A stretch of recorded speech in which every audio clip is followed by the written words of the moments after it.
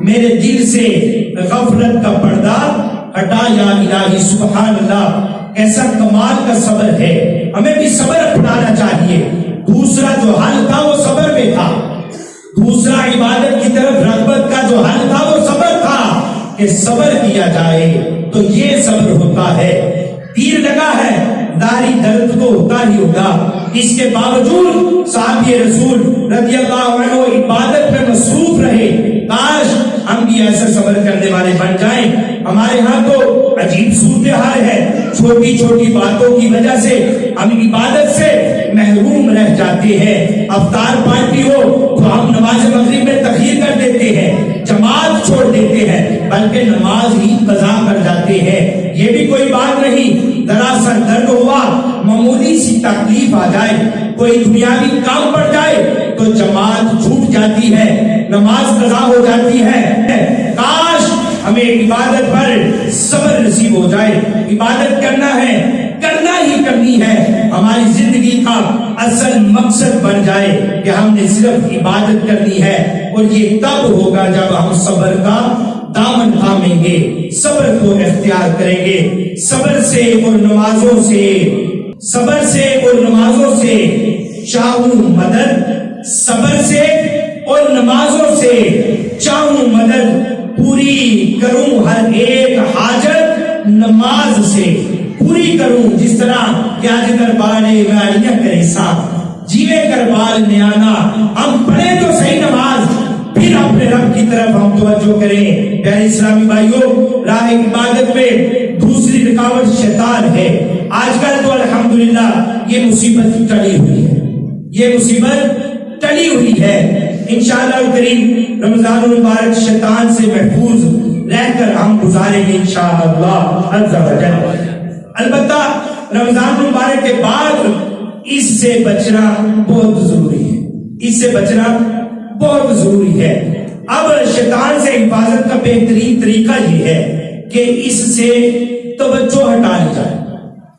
توجہ، ایک یہ بھی بات یاد رکھیے، ہم ذرا ذرا سے کام پر کہہ دیتے ہیں بس جی شیطان بھی تو ہے نا، شیطان نے کروا دیا، شیطان نے لڑوا دیا، شیطان نے یہ کروا دیا۔ وہ تو بالکل صحیح بات ہے، لیکن اس بات سے توجہ ہٹانی ہوگی کہ اتنا ہی ہیوی ہو چکا ہے کہ ہم اس کا مقابلہ نہیں کر سکتے، ہم اس سے باز ہی نہیں آ سکتے، اس کے ساتھ لڑ ہی نہیں سکتے۔ اللہ کا دشمن ہے، ہمارا بھی دشمن ہے، تو ہم اپنے دشمن کے ساتھ لڑ ہی نہیں سکتے۔ بھائی دنیا میں تو بڑا لڑتے ہیں، ہم طاقتور سے بھی طاقتور کو کہتے ہیں دیکھ لیں گے جڑی ہوئے گی دیکھی جائے، طاقتور ہوگا، بازدار ہوگا تو اپنے گھر ہوگا، تو شیطان بھی ہوگا تو بھائی اپنی جگہ ہوگا، اس کے ساتھ بھی تو لڑنا ہے نا۔ اس کے ساتھ لڑنے کے لیے اس کی ایک اہم وجہ یہ یاد رکھیں کہ اس کے اوپر سے توجہ ہٹا لی جائے۔ توجہ ہٹا کر ایک مرتبہ حضرت رابعہ بصریہ رحمت اللہ تعالی علیہ سے کسی نے پوچھا کہ آپ ابلیس کو دشمن نہیں جانتی، شیطان کو؟ کسی نے آپ سے سوال کیا کہ آپ ابلیس کو دشمن نہیں جانتی؟ فرمایا میں رحمان کی محبت میں ایسی مشغول ہوں کہ شیطان کی دشمنی کا تصور بھی کبھی آیا ہی نہیں ہے۔ میری دوستی اس قدر مضبوط ہے اپنے رب سے۔ یہ مثال بھی ہمارے یہاں ملتی ہے نا جی، ہمارے بڑے بڑے کوئی تعلقات ہوتے ہیں سرکاری لوگوں سے، سیاسی لوگوں سے، تو ہم کسی سے پھر آؤ باؤ دیکھتے ہی نہیں ہیں۔ تو دیکھیں اللہ والوں کی دوستی اور تعلق کیا ہے۔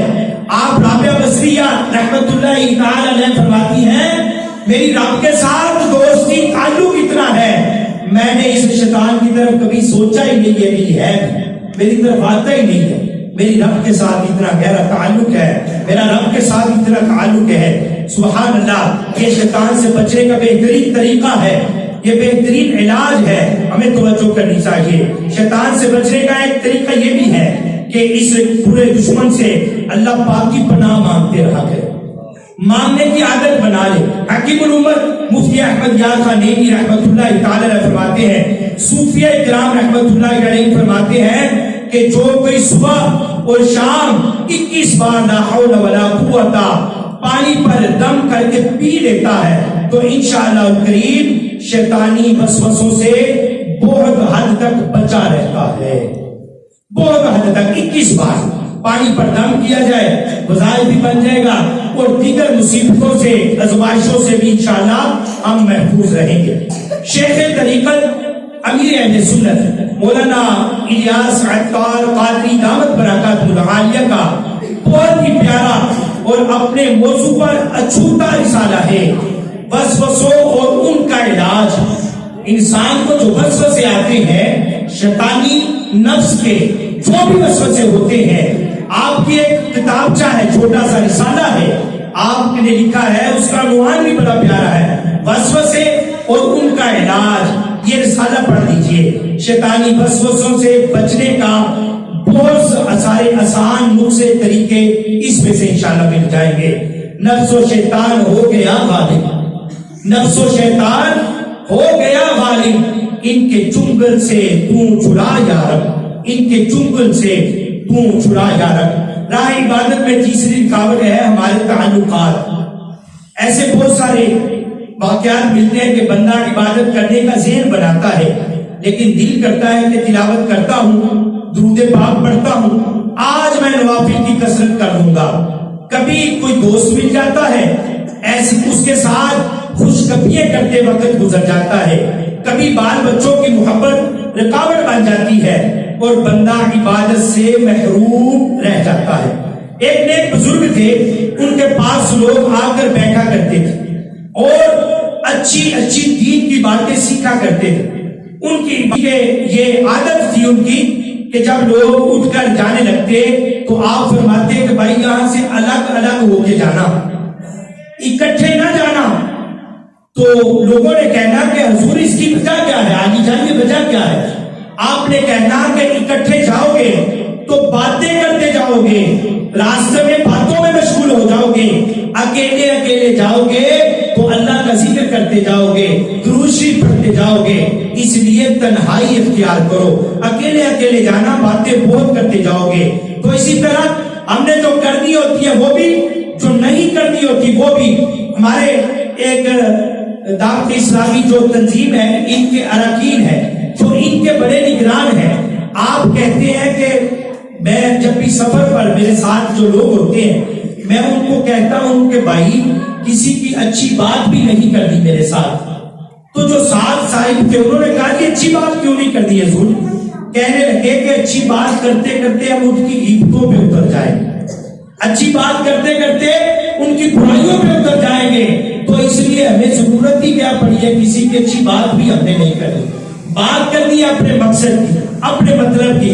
تو ہمیں یہ اپنانا چاہیے، دیکھنا چاہیے کہ ہمیں گناہوں سے کس طرح بچنا ہے اور عبادت کی طرف کس طرح آنا ہے۔ اس آنے کے لیے ہمیں کیا کرنا ہوگا کہ اپنے رشتہ دار، عزیز و اقارب سے فضول معاملات میں ہمیں بچنا ہوگا، اپنے دوستوں سے، گپیوں سے، یہ بیٹھوں سے گھنٹوں گھنٹوں جو ہم گزار دیتے ہیں، ان سے بچنا ہوگا۔ تو انشاءاللہ الکریم ہم اس رکاوٹ سے بھی، اپنی یہ جو تیسری رکاوٹ ہے عبادت میں جو رکاوٹ آتی ہے، اس سے بھی بچ سکیں گے۔ اور اب جو چوتھی رکاوٹ ہے، یہ اب دیکھیے وقت بھی قریب ہوا چاہتا ہے، اب بات اس قدر حسین ہے، یہ کرنی بہت ضروری ہے۔ تو حضرت علی مرتضی شیر خدا رضی اللہ عنہ بہت بلند رتبہ صحابی ہے، آپ مسلمانوں کے چوتھے خلیفہ ہیں۔ ایک مرتبہ آپ کے شہزادے امام حسن مجتبیٰ رضی اللہ عنہ نے آپ سے پوچھا، ابا جان یہ بتائیے کہ کیا آپ مجھ سے محبت کرتے ہیں؟ فرمایا ہاں بالکل۔ عرض کیا بھائی حسین سے بھی محبت کرتے ہیں؟ فرمایا ہاں بالکل کرتا ہوں۔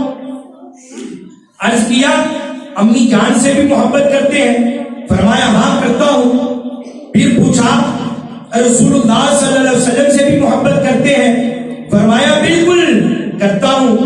امام حسن رضی اللہ عنہ نے پوچھا اللہ پاک سے بھی محبت کرتے ہیں؟ تو فرمایا ضرور۔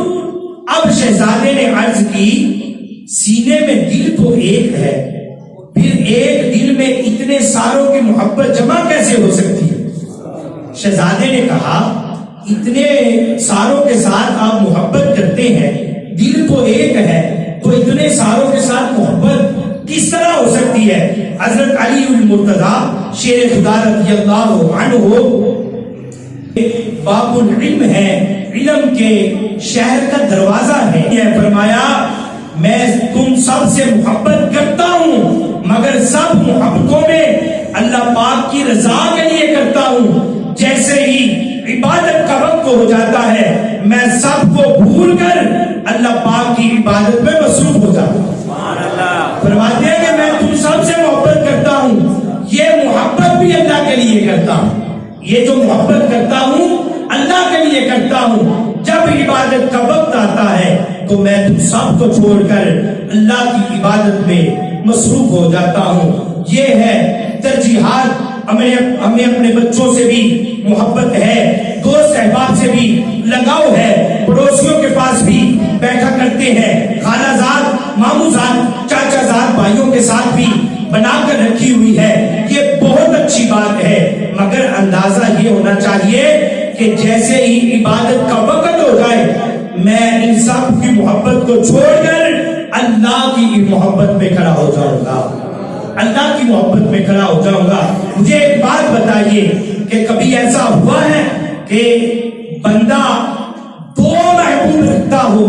ہم نے جو آیت کریمہ آج پڑھی ہے، سنی ہے، اللہ تبارک و تعالیٰ فرماتا ہے آسمانوں اور زمین میں اور جو کچھ ان کے درمیان میں ہے یہ سب رب ہی کا ہے، تو اس کی عبادت کرو، اس کی عبادت پر ڈٹ جاؤ. کیا تم اللہ کا کوئی نام جانتے ہو کہ اس کے برابر نام والا بھی ہو؟ اللہ جس طرح یکتا ہے، واحد ہے، لا شریک ہے، اس کا نام بھی یکتا ہے. وہ نام میں بھی اپنا ثانی اور شریک کوئی نہیں رکھتا. کفار اور دھوکے باز اور جھوٹے خداؤں کا دعویٰ کرنے والوں کے ربوں کا بھی اور عبادت کرنے والوں کا بھی کسی کا نام اللہ نہیں ہے. اب توحید کی بات کرتے کرتے جو بات کرتے ہیں، مجھے یہ بتائیے کہ ہم نے جب کلمہ پڑھا، آمنا برسول اللہ، تصدیق کر دی، تو آپ رب کے ساتھ محبت کرتے ہیں، تو ایک بندے کا کیا کوئی دوسرا محبوب ہو سکتا ہے؟ ایک بندے کا ایک ہی محبوب ہوتا ہے. اگر دوسرا محبوب ہو بھی تو وہ اس کی محبت کو چیک کرنے کے لیے ہوتا ہے کہ کامل محبت کس کے ساتھ کرتا ہے. اسی طرح ہمیں محبت بھی کامل اپنے رب کریم سے کرنی ہوگی. یہ ساری محبتیں دنیا کی اللہ کے لیے ہے، اور یہ ساری دشمنی ہماری دنیا کی بھی اللہ کے لیے ہے. سب سے بڑھ کر مقدم اور سب سے بڑھ کر شریعت کو جو پہچاننا جاننا ہے وہ اللہ کے احکام کو ہے. اللہ تبارک و تعالی ہمیں اپنی